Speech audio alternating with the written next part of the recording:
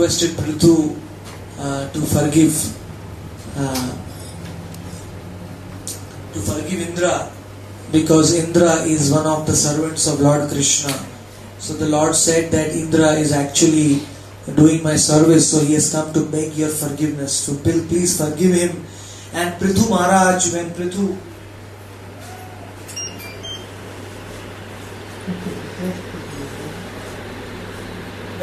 saw the Supreme Lord Vishnu face to face, he was so happy that he had tears in his eyes. He started shivering in bliss to see the Supreme Lord, because even though he was a partial incarnation of God, still he was very attracted to the Supreme Personality of God. So in that way, even the Supreme Personality of Godhead does not step on the ground. When the demigods come into this earth, they fly over the ground. They maintain some distance of 1 or 2 feet. They don't step on this earth.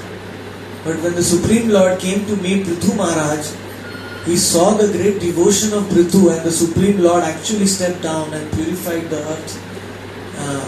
And then he blessed Prithu. He asked Prithu, what do you want? Prithu recited one verse. He said, Tulyamallavenapi na swargam na punarbhavam Bhagavat Sangi Sangasya Martyanam Kimutashishaha. That my dear Lord, if you want to bless me, you bless me one thing. What do you want?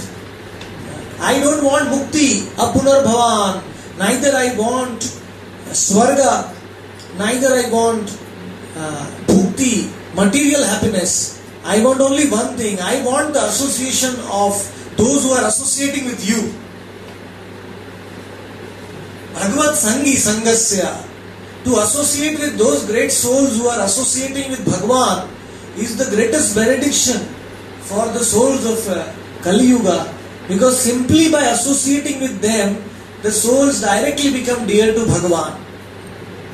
Bhagavat Sangi Sangasya.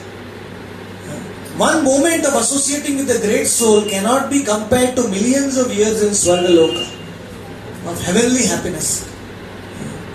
So Prithu is asking to Lord, please give me always the association of those who are dear to you. And the Lord was very happy and he blessed Prithu. And ultimately, Prithu ruled the earth, the whole universe for thousands of years. And then ultimately Prithu retired in the Himalayas. And he meditated on the Supreme Lord. He divided his wealth equally among all his... he ate the roots of trees, and he ate fruits and dry leaves. For many weeks, he performed severe austerities. In summer season, he was sitting around blazing fires, and in winter season, he would enter into ice-cold water and try to control his senses and focus them on the Supreme Lord. In that way, through the process of Ashtanga Yoga, he perfected his spiritual sadhana, and he fully captured the Lord in his heart, and he blocked all his senses, and the fire engulfed him, and he went to the Vaikuntha planets. His wife also, Archi, she was also very, very devoted. She also entered into the funeral pyre with Prithu Maharaj, and with both of them had got 2 separate aeroplanes, and then they went to Vaikuntha Loka. So who wants this kind of aeroplanes to come for them? Everybody wants. But who wants to start chanting?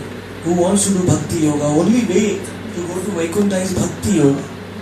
Chanting the holy name. Bhakti Yoga begins by chanting the holy name. Tana Nama Grahanaditi. Everything else comes afterwards. So, those who are serious about going back to Godhead, Nate Viduswartha Gatim Vishnu, they should constantly chant the holy name of the Lord during this life. Hare Krishna, Krishna Krishna, Hare Hare, Hare Rama, Ram Ram, Hare Hare, Nityananda. Smritayo Sadatam Vishnu Vismritavyo na Jatu Chit. Continuously think about Krishna and never forget him if you want to go to Vaikuntha. Prepare yourself for Vaikuntha. Then we become qualified. That is our passport and that is our visa and that is our ticket to Vaikuntha. What is the ticket to Vaikuntha? Hare Krishna, Hare Krishna, Krishna Krishna, Hare Hare, Hare Ram, Ram Ram, Nitya. Actually, Bhagvatam says that when we are chanting the Nam, our aeroplane is being manufactured in Vaikuntha. When we are chanting the name, the Lord is actually making our aeroplane ready. Asam Nabhi Kleshad Ashade. And when we engage in sinful activities, our next animal body is becoming ready. So what do you want to do? Do Papa or chant the Nama? You want animal body or you want Vaikuntha aeroplane? Even children can understand. Very easy. So we should avoid all inauspicious activities and chant the name of the Lord continuously. Then we are assured of the supreme destination at the time of our death. So in that way we conclude the 4th canto now. Since we have only 3 days remaining, we will go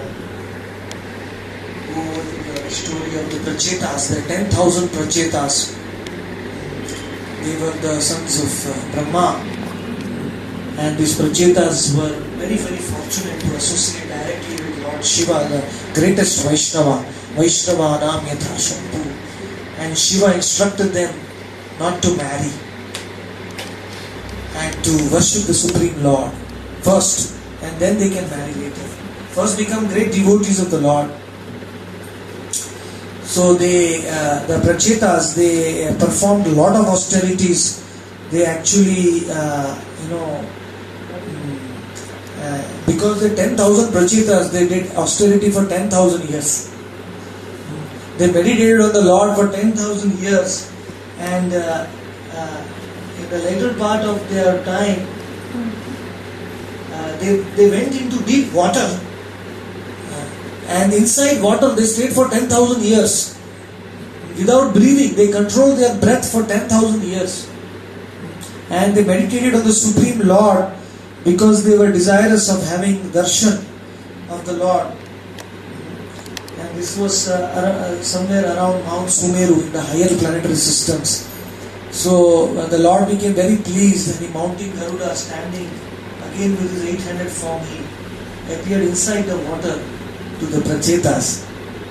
He gave his darshan to the Prachetas, and he was looking very beautiful with his dazzling helmet and his 8 hands.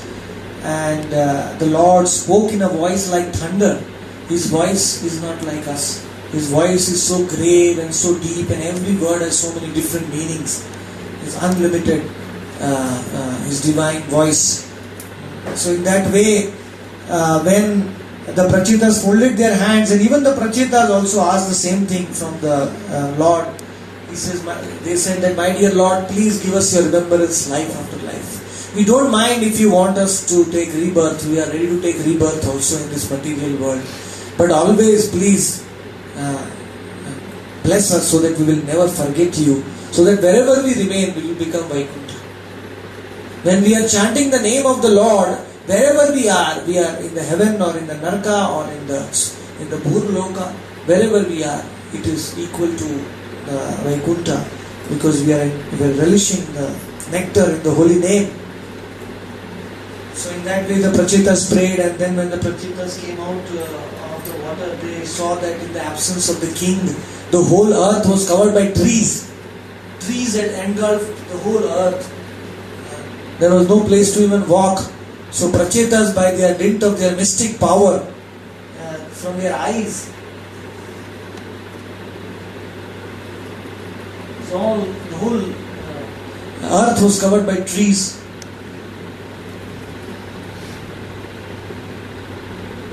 But from their eyes, fire came out and they burned all the trees away.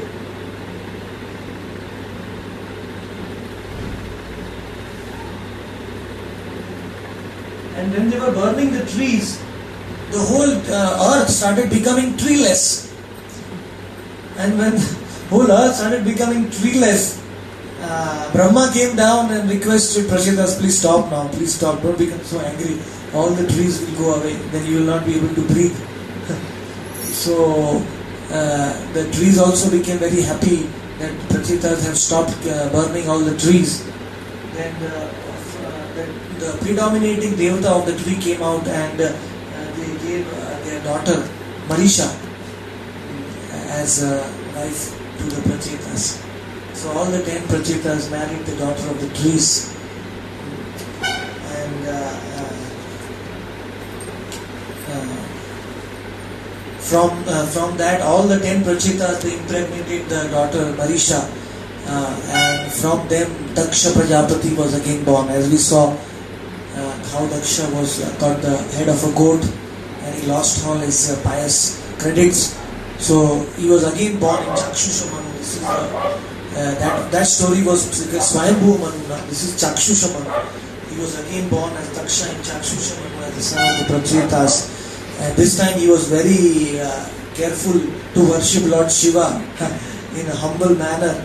So by the blessings of Shiva, he became a great controller and he again created the universe. He helped Brahma to create in Chakshusha Manu. In that way, further Daksha produced 10,000 Hashlivas, 10,000 sons to increase the progeny. But whenever the sons were produced, Narada would go to them and instruct them about celibacy and they would not marry. He produced 10,000 Hashlivas, then he produced another 10,000 sons, then he produced another 60,000 sons. But everyone got instructions of Narada and they became renounced. So Daksha became very angry and he cursed Narada. Oh Narada, I am doing this on the order of Brahma to increase the progeny, and who are you to go and instruct them about Brahmacharya? And you are making them renounced. So I curse you, Narada, that any place you go, you will not be able to stay very long. You will only be able to stay for a very short time. They cursed Narada. So Narada was very happy. He said, oh, this is a very good curse because anyway, my business is to go around everywhere and deliver so many souls. So Swami Prabhupada, Srila Prabhupada also writes in the commentary that when he went to America, the American youngsters, the hippies, they came to him and they shaved their head and they became brahmacharis. So the parents of the youngsters also cursed Prabhupada. You have converted all our sons into brahmacharis, so we curse you. So Prabhupada said, that is also why am I not able to stay fixed for long period in one place. So he also travelled all over the world 14 times. He travelled all over the world spreading the message of Chaitanya Mahaprabhu. And so this curse can be utilized as a benediction so that we can... so Narada was very happy. So he is always travelling. He is not fixed in any place. He is delivering everywhere, wherever he goes. So in that way, we complete the 4th canto of Bhagvatam.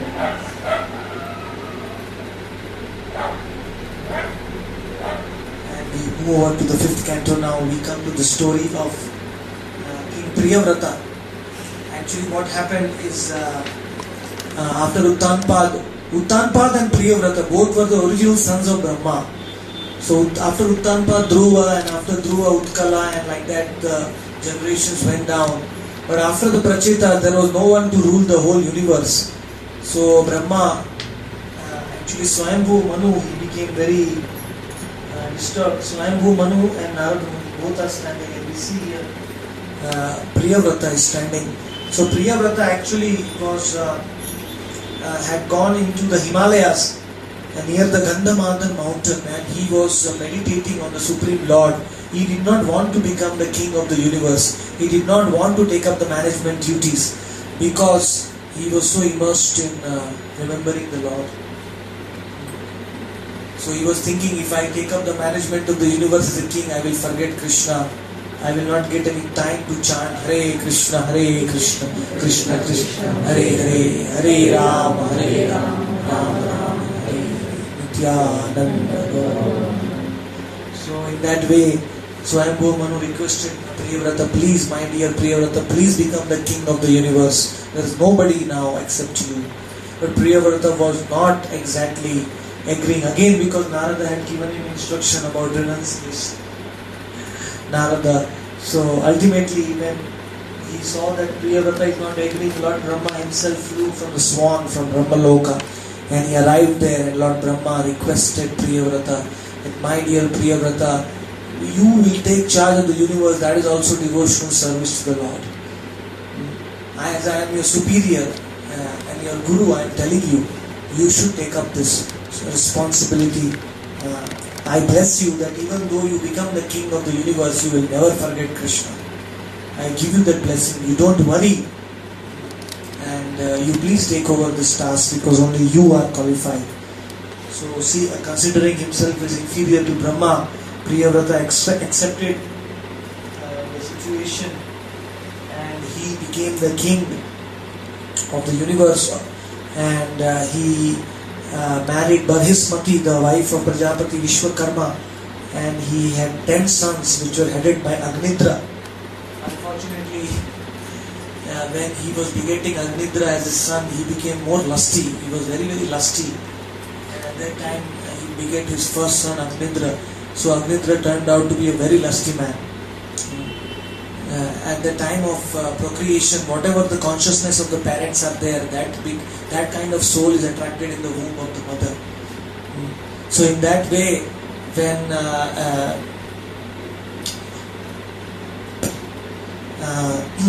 Maharaj Priyavrata, actually we don't have much time actually to cover all the pastimes of Priyavrata, but Maharaj Priyavrata one brief pastime, one extraordinary pastime is that once Maharaj Priyavrata saw that the sun is not giving proper light to the universe. In the first 6 months of the year, the sun is traveling on the northern side. So more light is on the northern side, less light is on the southern side. And the next 6 months, the Uttarayan and the Dakshinayan, the sun is more on the southern side and the less light is there on the northern side. So Priyavrata mounted his chariot and he followed the sun god Vivashwan on his chariot. And because his chariot was so magnificent and huge, by the rims of his chariot, when he was following, the 7 seas were created in this universe. The 7 oceans, they separated Bhumandala, they were created by the chariot. That is unfortunately that slide I don't have.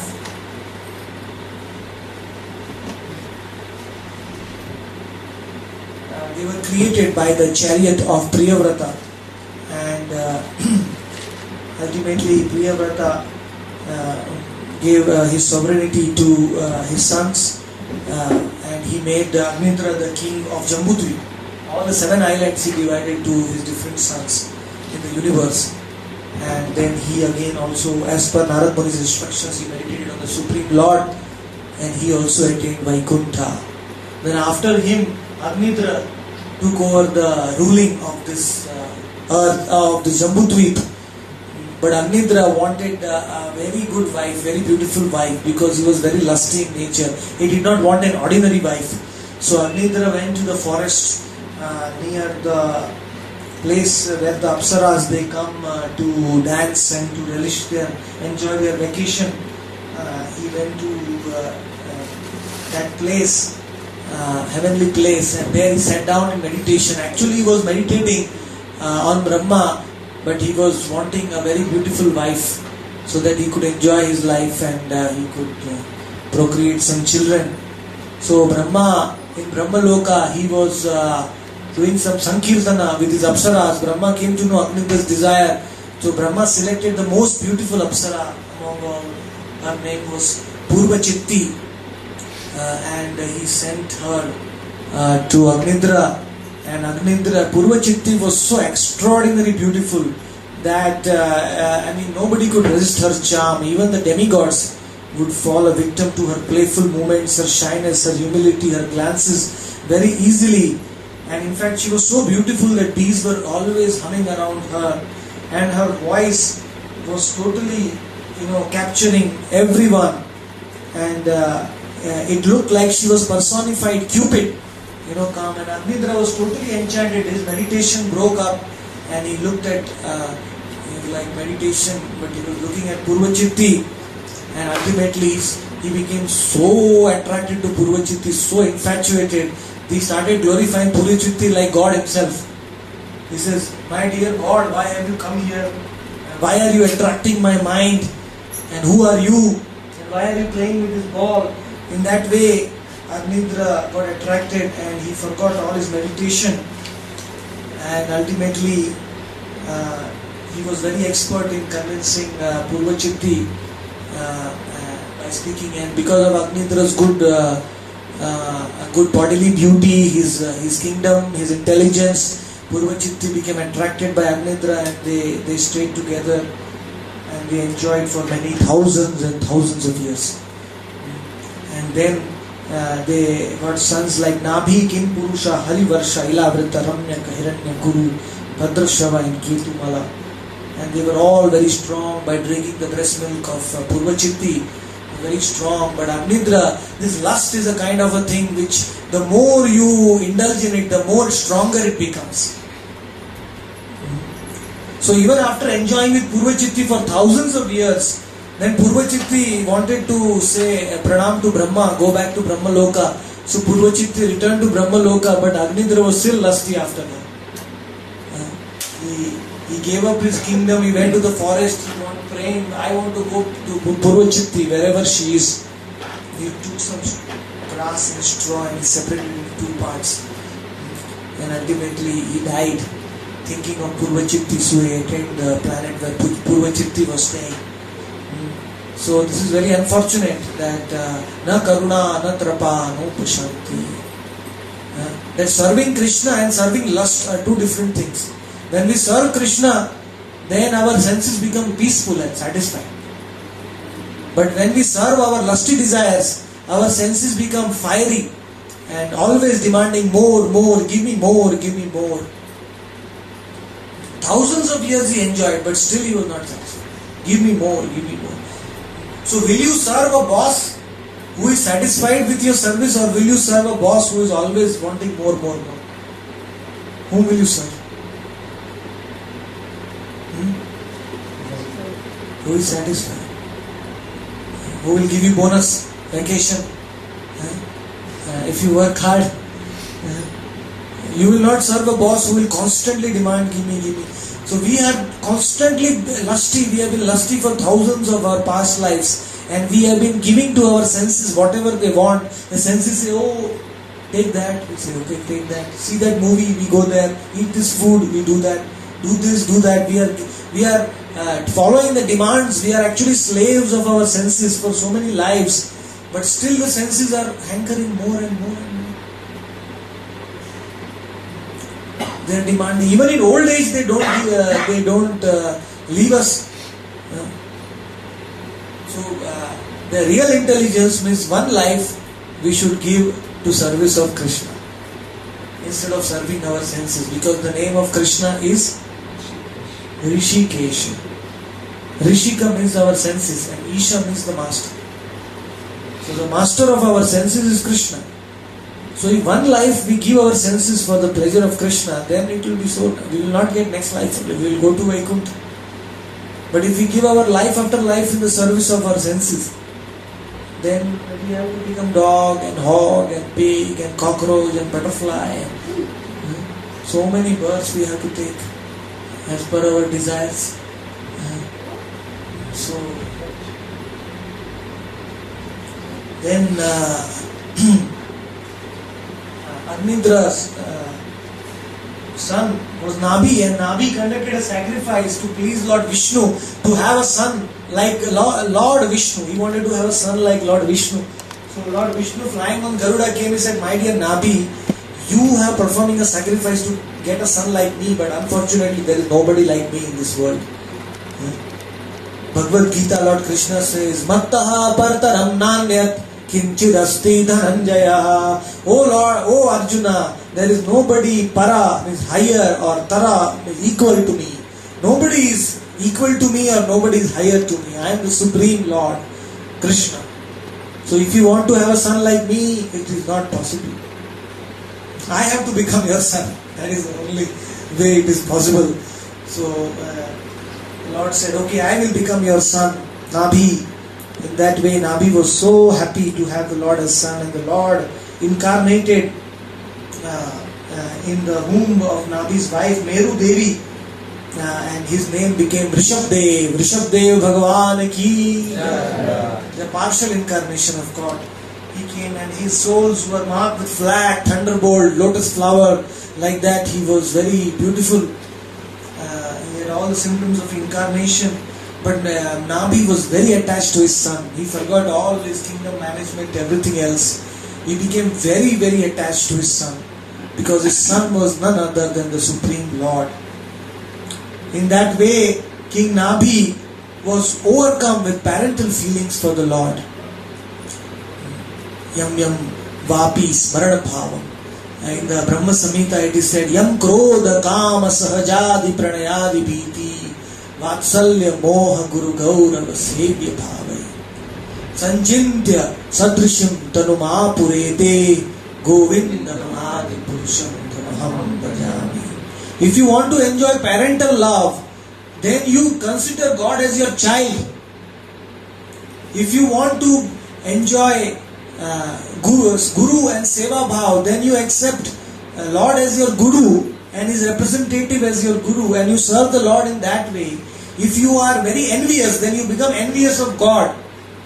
If you are very greedy, then you become greedy to attain God. If you are very lusty, then you become lusty to attain God. Channelize all your propensities for the Lord, and then the Lord will purify you, and He will manifest that form as per your desire. And He will appear in front of you, like He appeared in front of Maharaj as Nabhi, as King Rishabdev. So King Rishabdev, he was the king. He became the king after Maharaj Nabhi left his home, and Maharaj Nabhi went to the forest to perform austerities on the Supreme Personality of Godhead. Rishabdev, first of all, he practiced Brahmacharya ashram in the Gurukul. Actually, the Vedic system is 25 years Brahmacharya, 25 years Grihastha, 25 years Vanprastha, and 25 years Sannyas. Because the average age in Kali Yuga is how much? It was 100 years at the beginning of Kali Yuga. Now the average age has become how much? 60 years. So technically 15 years Brahmacharya, 15 years Grihastha, 15 years Vanprastha, and 15 years Sannyas. Who is ready for that? So at 45 years you should, how much? 15 plus 15 plus 45 years, every one of you should take sannyas. If I tell you, you will all run away from the katha. So, but because the lifespan has reduced, so that is why we have to become even more serious in our devotion in Kali Yuga. Those who practice Brahmacharya for 25 years, they become ideal householders. Because when you practice to control your senses, then when you marry, in married life, one can live a very, very peaceful life devoted to the Lord. But when one has not practiced Brahmacharya ashram before marriage, when one marries, then in marriage one acts like cats and dogs. Totally trying to enjoy one's senses. That is why the Vedic system was that you learn first, the women, they are trained in chastity, and the men, they are trained in brahmacharya, celibacy, before marriage. And then when they marry, their combination is very conducive to achieve the supreme. It is known as Grihastha ashram. But nowadays in Kali Yuga, the brahmacharya training is not there. Children, when they are in America, they are 13 years of age, they are becoming pregnant. Everywhere in colleges and universities. So how can the married life can be auspicious? It is very difficult. The senses, the training is not there. So, but Rishabdev, to teach the whole society for 25 years, he practiced Brahmacharya in the Gurukul, and then he married Jayanti, who was given to him by Indra, and he got 100 sons. And the eldest son, who was his eldest son? None of you know that. The name of our country is on the name of his son. The name of the whole earth planet actually. Bharat. His name is Bharat Maharaj.